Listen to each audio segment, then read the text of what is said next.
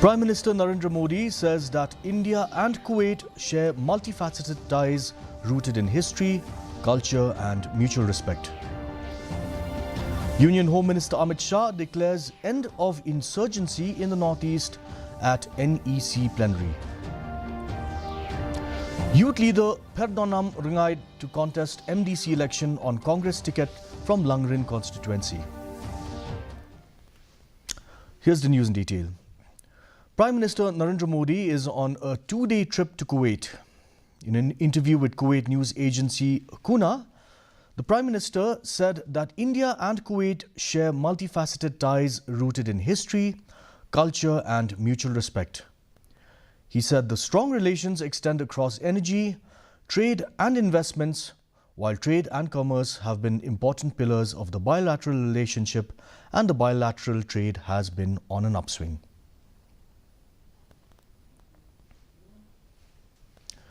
Union Home Minister Amit Shah has declared the end of insurgency in the northeast while asserting that the time has come for a change in approach of the police force to ensure that people get speedy justice. Shah, addressing the 72nd plenary of the North-Eastern Council in Tripura, said Prime Minister Narendra Modi has brought peace in the region by inking 20 peace accords in 10 years, leading to the surrender of 9,000 armed militants. The development of North-Eastern region or donor, Minister Jyotiraditya Scindia, along with governors, chief ministers of all the 8 northeastern states and senior officials were also present at the event. सबसे ज्यादा समय शासन किया मगर ब्रू रियांग का दर्द नहीं दिखाई दिया। जब त्रिपुरा में परिवर्तन हुआ, भाजपा सरकार बनी, विप्लव देव इसके मुख्यमंत्री बने और भाजपा की केंद्र में भी सरकार थी, एक एग्रीमेंट हुआ और 40,000 लोगों के बसने की व्यवस्था, इनकी रोजगारी की व्यवस्था, स्वास्थ्य की व्यवस्था, शिक्षा की व्यवस्था, शुद्ध पानी, शौचालय और महिलाओं के लिए कोऑपरेटिव की व्यवस्था करने का काम हुआ। In the heart of Meghalaya, the Kripa Foundation is making significant strides in improving healthcare and supporting the community. From offering medical services to providing rehabilitation and senior citizen care, the foundation is more than just a place of recovery. Here's a report. One of the foundation's key initiatives is the Kripa Victoria Senior Citizen Home. Established in 2020, this modern facility is home to elderly residents who now enjoy a supportive environment where they can connect with others. Despite initial setbacks due to the COVID-19 pandemic, the centre now houses 11 residents and offers regular visits from medical professionals. The centre is staffed by doctors, psychiatrists, physiotherapists and counsellors, ensuring that every resident receives the care they need to live comfortably. We are currently hosting about 11 clients as of now, out of the 13 capacity that is there. So the home that we've created here, the facilities that we've tried to implement here is a very modern sort of setup. It's not just a place for them to, to come and to live their last moments here, but to actually enjoy the place for the next couple of years or their final years that are here. So the facilities, like as previously mentioned, is very widespread. We want them to wake up in the mornings, walk around the lawns, be it come for a quick dip in the pool or even run or play around with the basketball at the basketball court. So a lot of physical activities, or at least try to get them involved physically to make them more active. Kripa Foundation also faces the growing challenge of drug abuse in Meghalaya. Director Sharat Walang has raised concerns over the rising number of young people aged 15 to 17 using drugs, emphasizing the need for early intervention and family support. As part of its ongoing efforts, Kripa Foundation plans to establish its own detoxification center in the near future, further expanding its services to those battling addiction. We need to have an in-house detoxification center. So that is the plan that we have in the next year, to set up our own detoxification center. Reason is, most of the clients, after counseling, we send them for for detoxification. Usually after 7 days of detox, they don't want to go back to the rehab. They don't find a reason to go back to the rehab. So because of that, so because of that, we wanted to have an in-house detox, so that it is easier, that the moment detoxification is done, we send them down for rehabilitation. The Kripa Foundation is committed to providing affordable care with monthly rehabilitation charges ranging from 10,000 to 15,000 rupees. However, services are provided free of charge to those from below poverty line families. For those in need, Kripa Foundation goes above and beyond, with personal involvement from Director Walang and his family to ensure that the most vulnerable receive the care they deserve. Bureau Report, DD News, Meghalaya. The Ranikor Block Congress Committee has approved to send the name of a youth from Nongna, Pernonam Ringai, as the party candidate from Langrin constituency in the upcoming MDC election to KHADC in February 2025. Speaking to media persons, the president of the Southwest Khasi Hills District Congress Committee, or the SWKH-DCC, Kanpham V. Kharlingdo, said that the Ranikor Block Congress Committee has taken this decision at its meeting held at Maukarwat on December 21st, 2024. Nakali jukam Ranikor Block Congress ba kila mentakasni kia don di meeting. Bat kawai karai, bat kawai kasur. Kila yang berkila ya sini kawai karai, bat kawai kasur kelomba. Kita apa tangi we kertong kemata bani le akan di MDC election akan sana pun Ranikor konstitusi. Nampak orang lain konstitusi tu. Bat kakating cuma kadi Pak Ferdinand Rengat. Prasar Bharati's Akashvani Jowai celebrated its 30th Foundation Day yesterday, marking an impressive 29 years of dedicated service to the Jaintia Hills district. The event, held at the Kyangnangba Government College Auditorium, was a vibrant celebration of the station's contributions to the community. The festivities included a captivating musical concert with performances ranging from traditional Jaintia dance to soulful folk songs. The celebration was graced by Deputy Commissioner of West Jaintia Hills District, B.S. Solia, who attended as the chief guest. Glorious years that we have served in the past 29 years, and then to many more of us service, and so it's a day of celebration for us.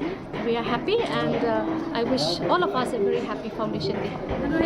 It's been a joyous ride for me, because I've always been a person who likes to contribute to the society, especially giving information and bringing education to the masses. Especially the motto of Akashvani is to inform, to educate and to entertain.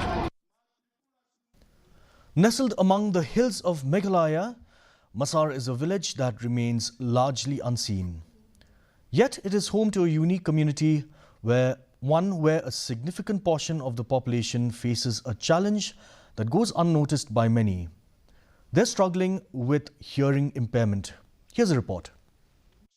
In Masar, members of the Nongsteng clan have developed a unique form of communication, Masar Sign Language.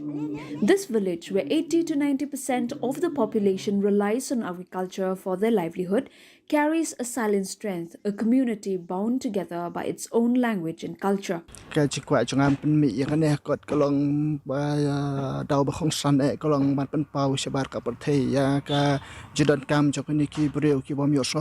Lajet ro yang ni kerteng jokan ekot kum kasinong berjajar namar babon ki breu lani ke imlang salang kim itho lani kim josngau sephang kani kasinong bat ki breu ki basyong basa ka kamtamnya ki breu ki bamyosngau ko badai na ka cha nongsteng ki blado no ekabori yosngau la bat ka chinghar pateng jokki ka balane kum bahan ru patengi. Despite their resilience, the people of Masar face significant hurdle. Their distinct sign language is not taught in schools and remains confined to the village. For many, it is the only means of communication, but its risk fading away if not documented.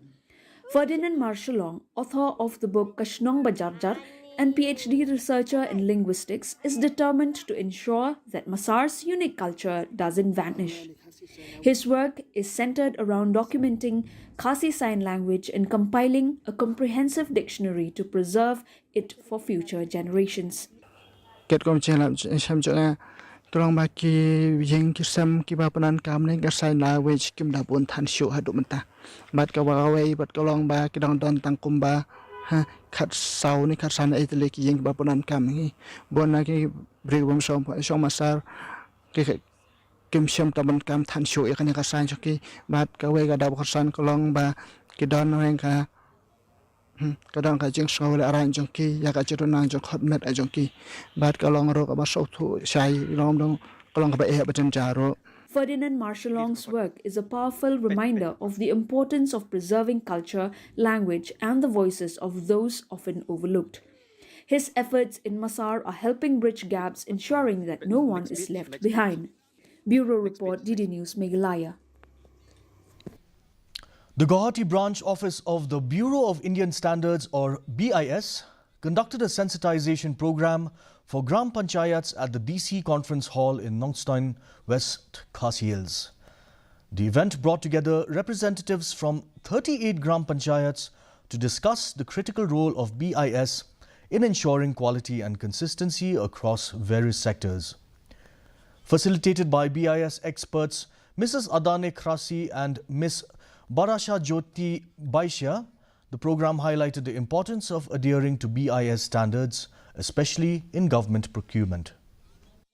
About what BIS do and how they can be conscious about the quality, about ISI mark products, and also we have explained about the voluntary products, mandatory products, how to check the fake ISI mark and the real ISI mark, and about the BIS Care app, how they can download and what are the features and how it will be useful for them, and also at their village level, how can they contribute if they are conscious, quality conscious, how can they contribute, and then how BIS, they can come forward to BIS anytime for any kind of help.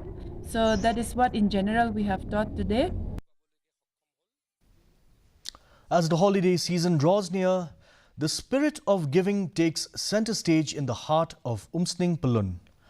This year, the Sankanthe Women's Group has embraced a beautiful tradition, a pre-Christmas celebration designed to spread warmth and joy to a group often overlooked by society, individuals with physical disabilities. In a village where the holiday season typically brings families together, this event offers more than just festive cheer. It's an opportunity to remind those with disabilities that they are not forgotten. At the Umsning Auditorium Hall, community members gathered for an event filled with warmth, compassion, and heartfelt gestures. The ceremony, beginning with the arrival of the chief guests, Ransam Sutnga and Ilyas, marked as the guest of honor.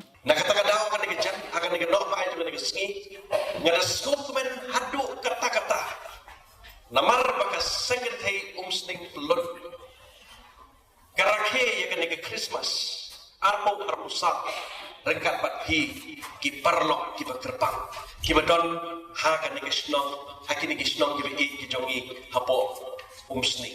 The celebration saw the distribution of warm blankets, simple yet meaningful gifts that brought comfort and warmth to those who needed it most.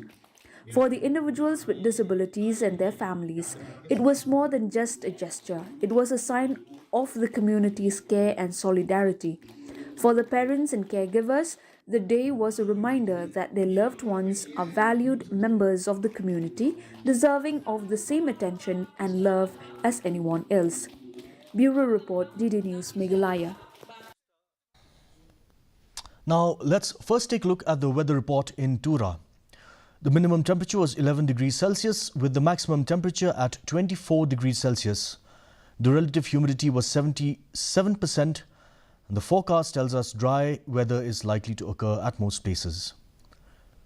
Moving on to Shillong, the minimum temperature was 5 degrees Celsius while the maximum temperature was 15.4 degrees Celsius.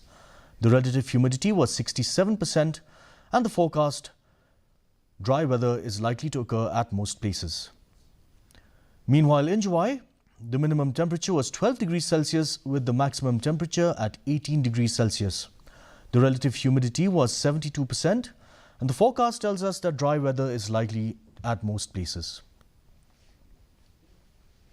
And now for a quick recap of the top stories.